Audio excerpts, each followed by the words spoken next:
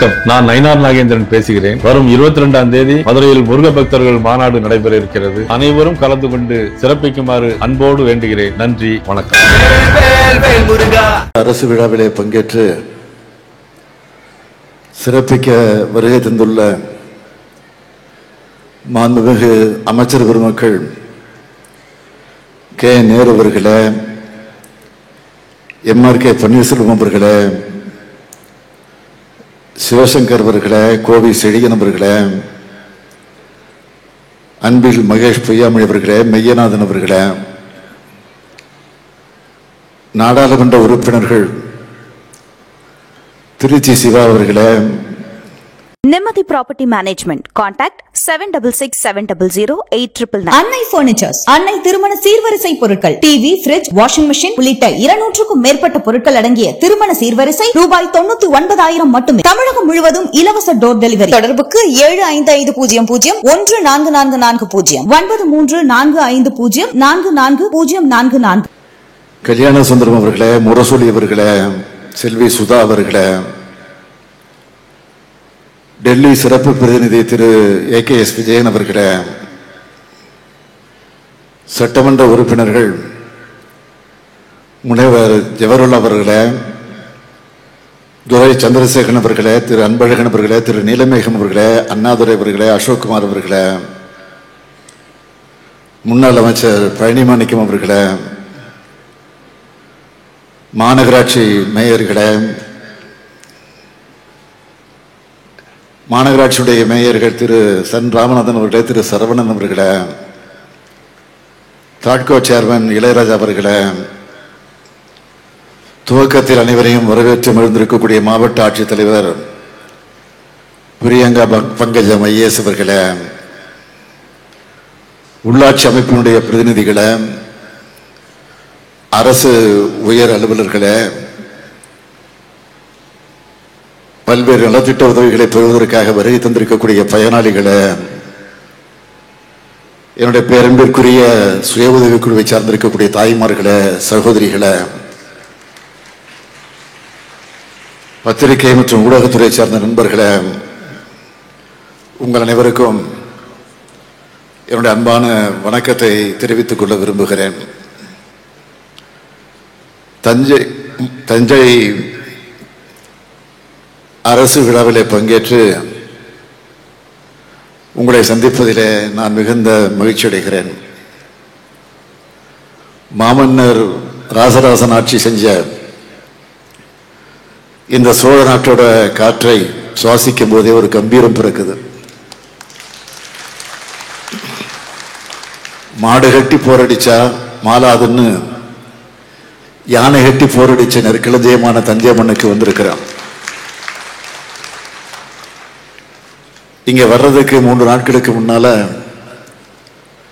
மேட்டூர் அணையை குறித்த தேதியில திறந்து வச்சுட்டு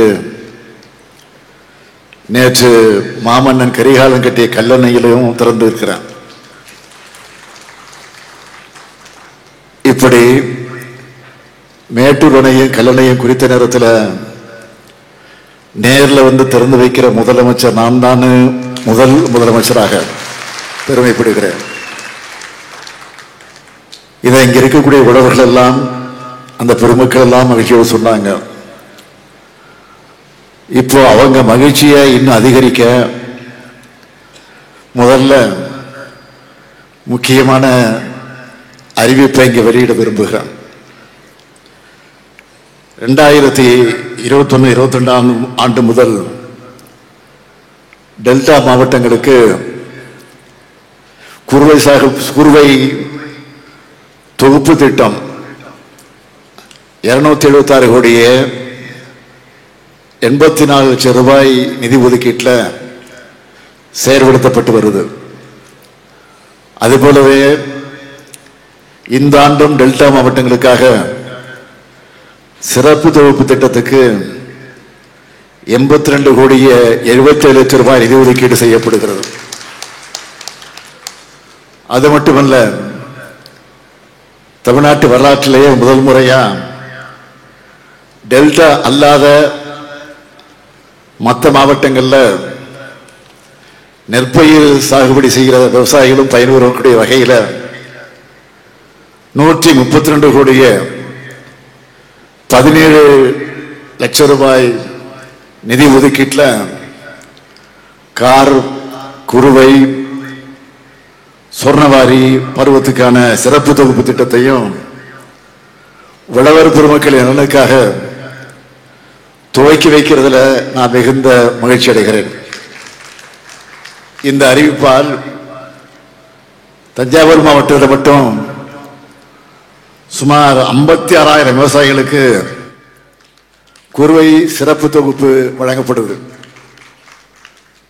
அதுபோல தமிழ்நாட்டில் 36 மாவட்டங்களில் இருக்கக்கூடிய சுமார் 8 லட்சம் விவசாயிகளுக்கு இந்த சிறப்பு தொகுப்பு திட்டம் வழங்கப்படும்.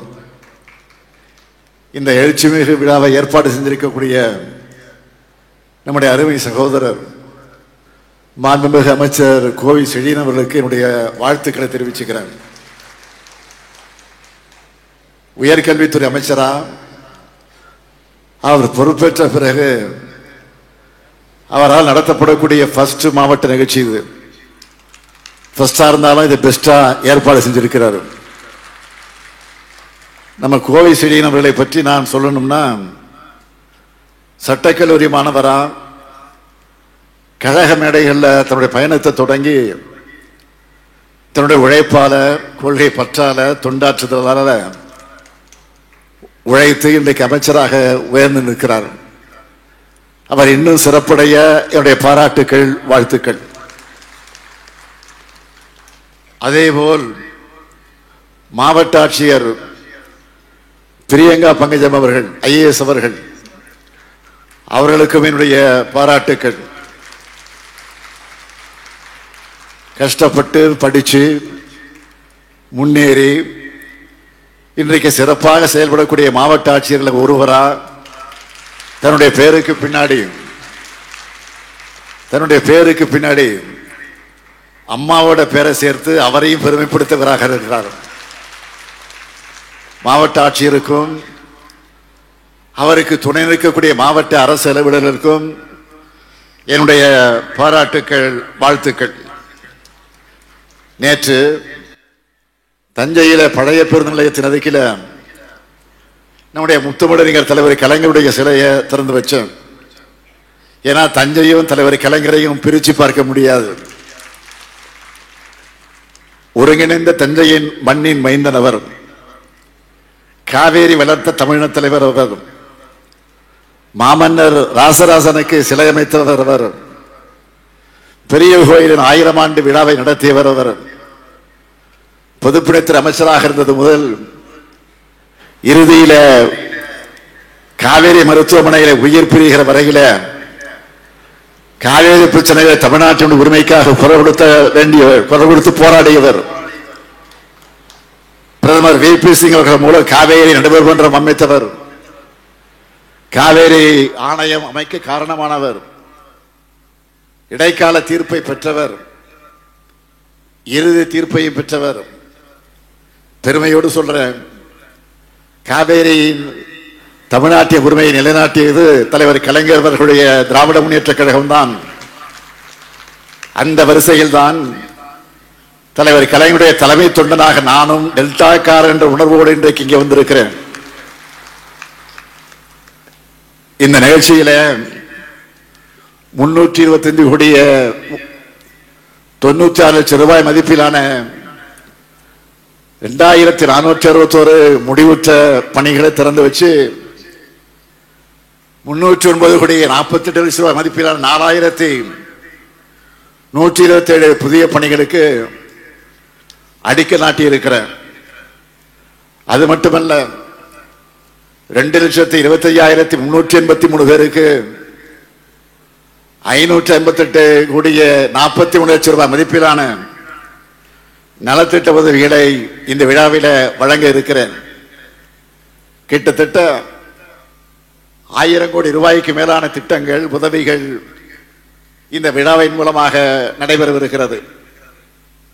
இந்த நேரத்தில் காவேரியில் செழிக்கும் தஞ்சை மாவட்டத்திற்கு நம்முடைய திராவிட மாடல் ஆட்சியில் செய்யப்பட்டிருக்கக்கூடிய திட்டங்கள்ல சில முக்கியமானவற்றை மட்டும் நான் சுருக்கமாக சொல்ல விரும்புகிறேன்.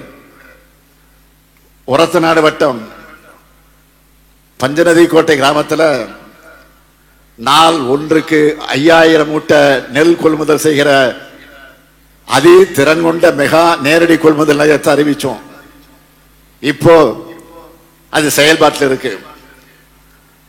அதே மாதிரி 2022 அறிவிக்கப்பட்டு 2024 70 கோடி ரூபாய் மதிப்பீட்டில் மினி டைடில் பார்க்க தஞ்சாவூர்ல திறந்தாச்சு. பேராவூரணி வட்டத்தில்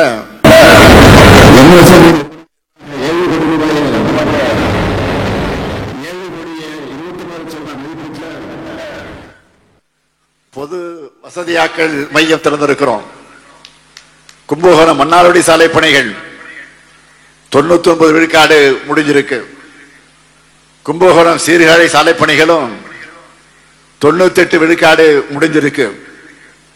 இதோட தொடர்ச்சியா நடந்துட்டு இருக்கக்கூடிய பழைய பணிகளை பற்றி நான் சொல்லணும்னா, நீங்க பாடுபட்டு விளைவிக்கிற ஒரு நெல்மணி கூட வீணாக கூடாதுன்னு ஒரத்தநாடு வட்ட நடுவூர்ல 170 கோடி ரூபாய் மதிப்பீட்டில் 54 ஏக்கர் பரப்பளவில் 1 லட்சம் மெட்ரிக் டன் கொள்ளளவு கொண்ட புதிய சேமிப்பு கிடங்கு அமையவிருக்கு.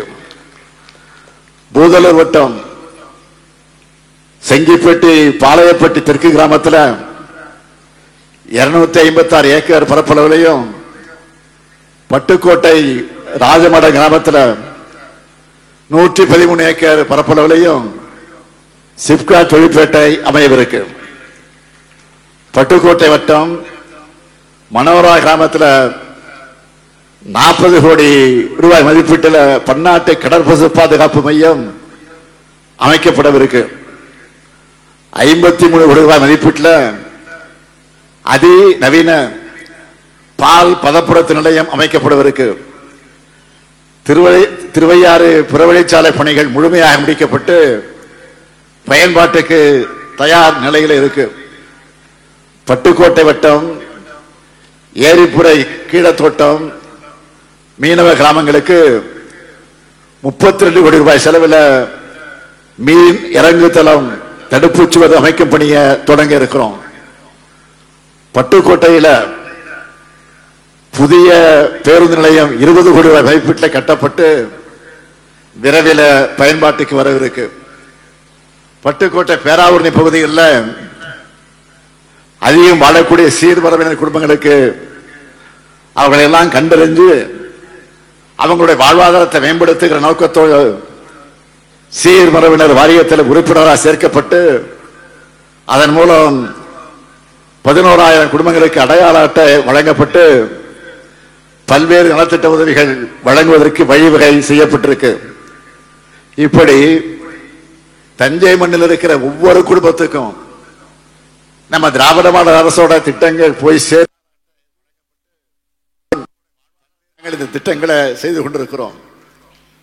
2021 நான் முதலமைச்சரான பிறகு டிசம்பர் மாதம் தஞ்சை பகுதிக்கு நான் வந்தப்போ சரஸ்வதி மகாலை பார்வையிட்டு தான் வந்தேன், ஆய்வு செஞ்சேன்.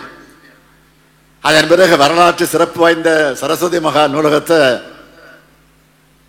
பார்வையிட்டு அது குறித்து ஆய்வு செஞ்சு அதில் பணியாற்றக்கூடிய ஊழியர்களின் ஊதியத்துக்காக தமிழ்நாடு அரசு ஆண்டுதோறும் 75 லட்சம் ரூபாய் மானியம் வழங்க ஆரம்பிச்சோம். இந்த நிலையிலே தான் நம்முடைய மாண்புமிகு பள்ளிக்கல்வித்துறை அமைச்சர் தம்பி அன்பில் மகேஷ் பொய்யாம அவர்களிடம் சரஸ்வதி மகாலுக்கு தேவைகள் என்ன அதை போய் பார்க்க சொல்லி இருந்தேன். அவரும் பார்த்துவிட்டு சில பரிந்துரைகளை என்னிடத்தில் வந்து கொடுத்தார். நேற்று மாவட்ட ஆட்சியரிடத்திலும் என்னென்ன தேவைகள் என்று இருக்குன்னு கேட்டேன். அவரும் சில கருத்துக்களை எடுத்து சொன்னார். அதோட அடிப்படையில் ஒரு அறிவிப்பு வெளியிட விரும்புகிறேன். இனி வரும் காலங்களில் ஏற்கனவே வழங்கப்பட்டு வரும் மானியத்தோடு சேர்த்து ஊழியர்களின் ஓய்வூதியம் மற்றும் நூலக கட்டட பராமரிப்பு செலவுகளை மேற்கொள்ள கூடுதல் மானியத்தை நம்முடைய தமிழ்நாடு அரசு வழங்கும். இந்த நூலகத்தில் பராமரிக்கப்பட்டு வரக்கூடிய அரிய ஓலைச்சுவடிகளை பாதுகாக்க தேவையான பணியாளர்களை வெளிமுக வாயிலாக நியமிக்கவும், அந்த ஓலைச்சுவடிகள் குறித்து இன்றைய தலைமுறையினர் தெரிஞ்சுக்கிற வகையில் தமிழ்நாடு திறன் மேம்பாட்டு கழகம் அதன் வாயிலாக கட்டணமில்லா பயிற்சிகள் வழங்கவும் நடவடிக்கை எடுக்கப்படும்.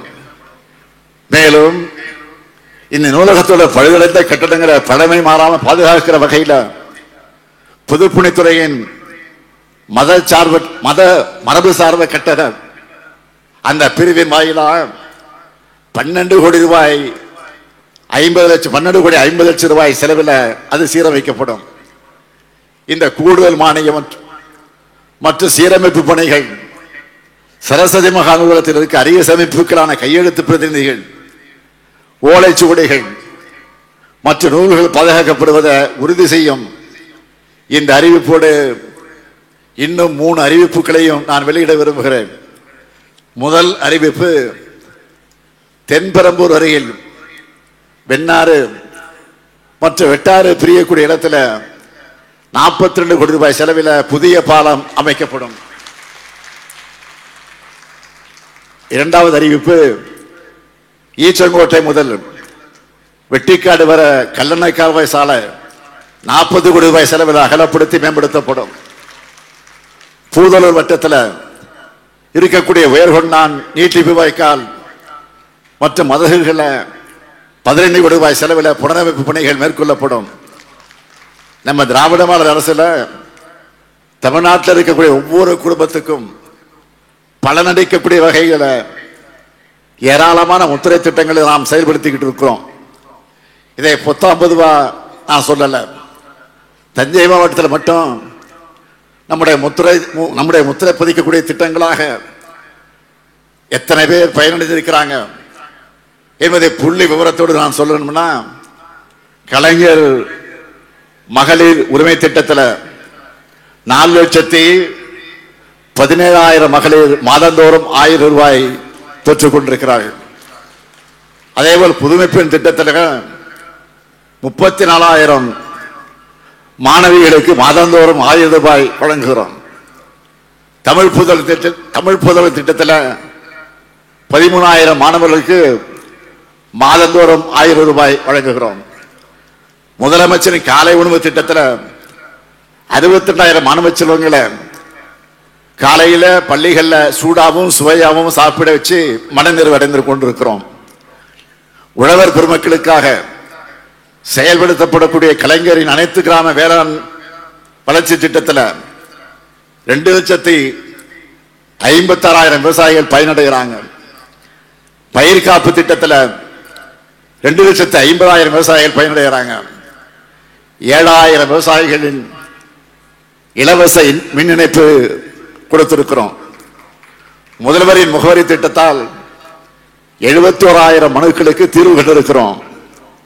தஞ்சாவூர் மாவட்டத்தில் மட்டும் 40,470 பட்டாக்கள் வழங்கப்பட்டிருக்கு.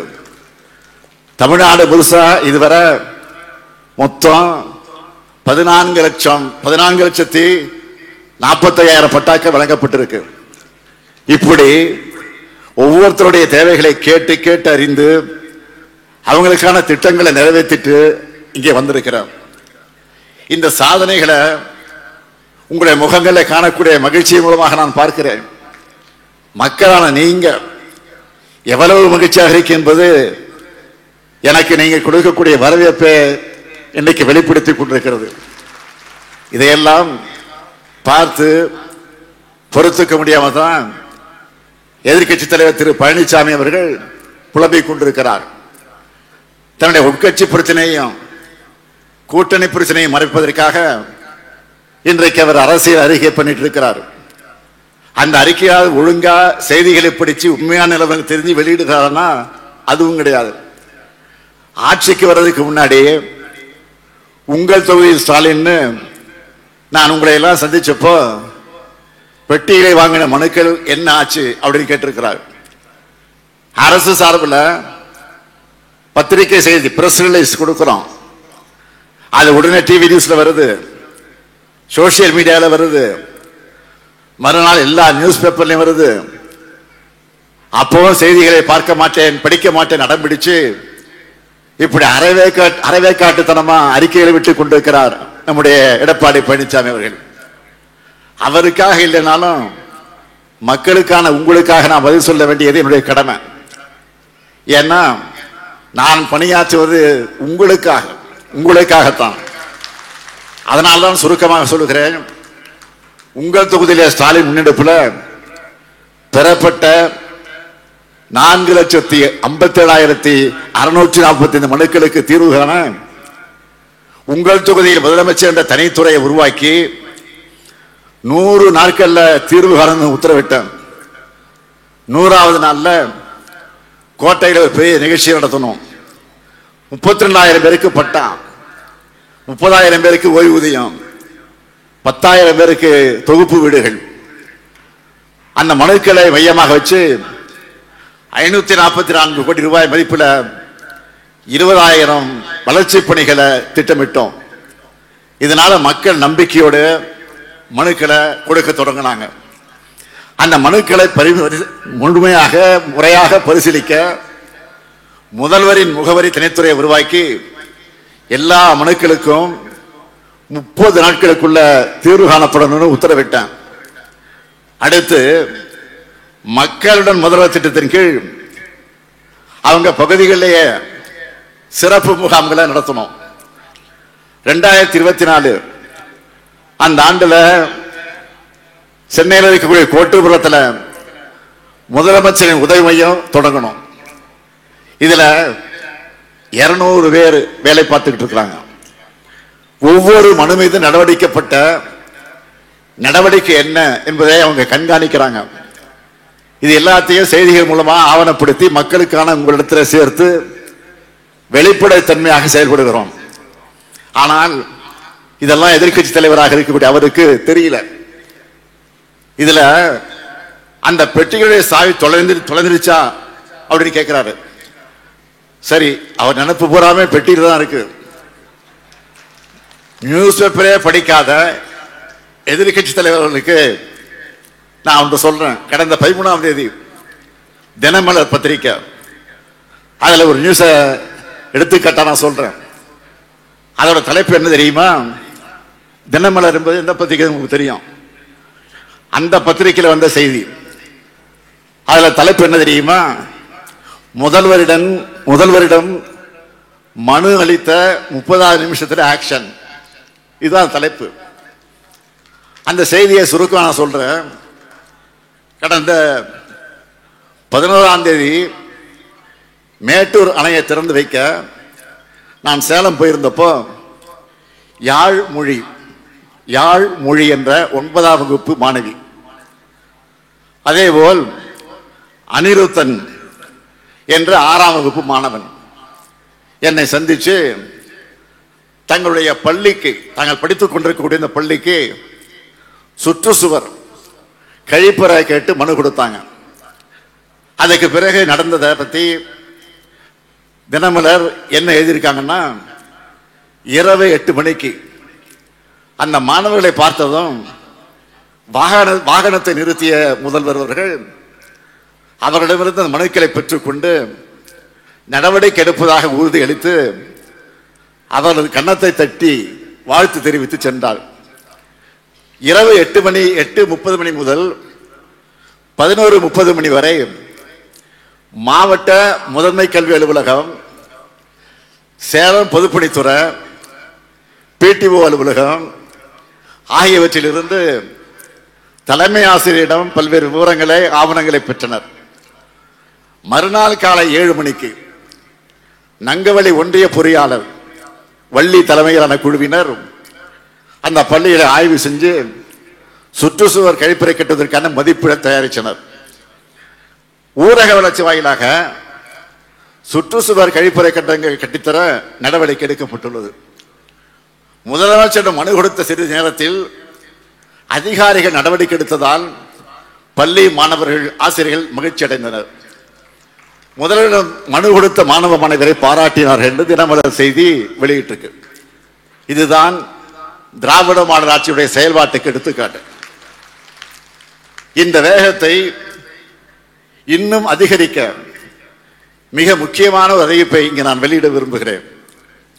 மக்களான உங்களுடைய குறைகளை தீர்க்க உங்கள் பகுதியிலேயே ஜூலை 15 தொடங்கி தமிழ்நாடு முழுக்க உங்களுடன் ஸ்டாலின் முகாம்கள் நடத்தப்படும்.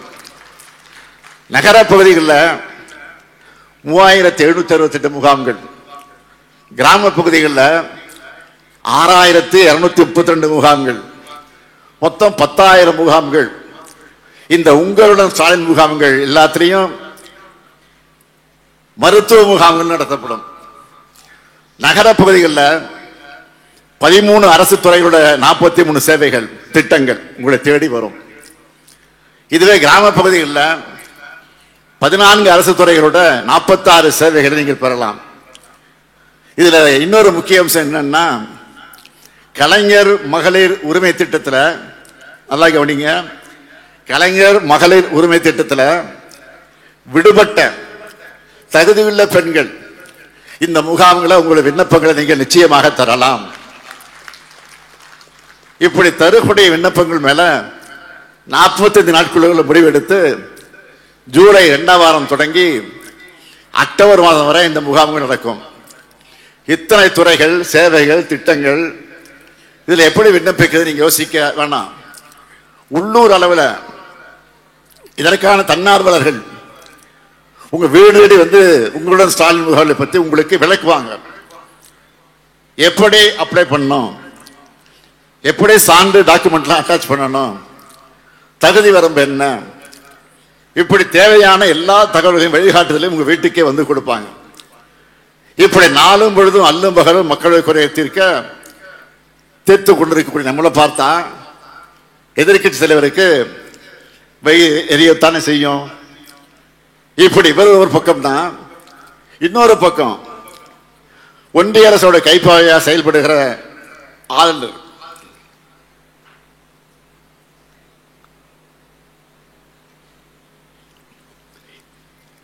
ஆளுநர் ஒரு பக்கத்தில் இதுவரை அவர் பண்ணதெல்லாம் உங்களுக்கு தெரியும். இப்ப லேட்டஸ்டா ஒன்று சொல்றேன். இந்த தஞ்சை மாவட்டத்தில் ஒரு புதிய பல்கலைக்கழகம் அமைக்க அறிவிப்பு செஞ்சேன். அதன் பிறகு நானே தயங்கினாலும் அந்த பல்கலைக்கழகத்துக்கு கலைஞர் பெயர் தான் வைக்கப்படணும் அப்படின்னு சட்டமன்றத்தில் ஏதோ திமுக கட்சி உறுப்பினர் மட்டும் இல்லை, எல்லா கட்சியும் கட்சி வேறுபாடு இல்லாம எல்லோரும் இடத்துல வற்புறுத்தினாங்க. அதற்கு பிறகுதான் பல்கலைக்கழகம் அமைக்கிறதுக்கான சட்ட வரைவை எல்லோருடைய ஒப்புதலோட ஒருமனதாக சட்டமன்றத்தில் நிறைவேற்றி கவர்னருக்கு அனுப்பி வச்சோம். ஆனா தஞ்சை மாவட்ட மாணவர்களுடைய உயர்கல்விக்கான அந்த சட்டத்துக்கு ஆளுநர் அவர்கள் இந்த தேதி வரையில ஒப்புதல் தரல. நாம அனுப்பிச்ச உடனே அவர் ஒப்புதல் தந்திருந்தா இன்னைக்கு இந்த நிகழ்ச்சியில் அழைக்க நாட்டி இருக்கலாம். எப்போ அனுப்பிச்சது, எப்போ சட்டமன்றத்தை நிறைவேற்றினது? கடந்த மே 2 அன்று அனுப்பிச்சு வச்சோம். 40 நாளுக்கு மேல ஆச்சு, இன்னும் அனுமதி தரல. உச்ச நீதிமன்ற தீர்ப்புக்கு பிறகாவது அவர் மாறி இருப்பார் நினைச்சோம். அவர் இன்னும் மாறல. கலைஞர் பல்கலைக்கழக மசோதா தொடர்பா பல முறை நாம நினைவூட்டணும்.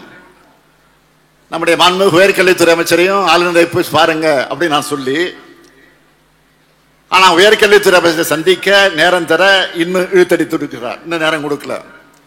தெரியும் நேரம் கொடுத்தா இதை கேட்பாங்கன்னு, அதுக்கு பயந்துட்டு சந்திக்க மறுக்கிறார்.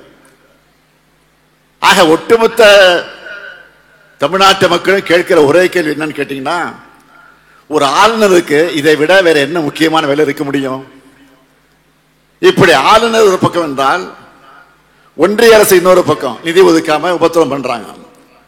அதையெல்லாம் சமாளிச்சு நாம எவ்வளவோ திட்டங்களை பல சாதனைகளை பண்ணிக்கிட்டு தான் இருக்கிறோம். என்னுடைய 50 ஆண்டுகால அரசியல் வாழ்க்கையில நான் பார்க்காத தடையோ எதிர்கொள்ளாத நெருக்கடியோ இல்லை. மிசாவையே பார்த்தவன் இந்த ஸ்டாலின். அரசியல்ல நெருக்கடிகளையும் எல்லா எதிரிகளையும் அவர்களோட சதித்திட்டங்களையும் எதிர்த்து போராடியவன்.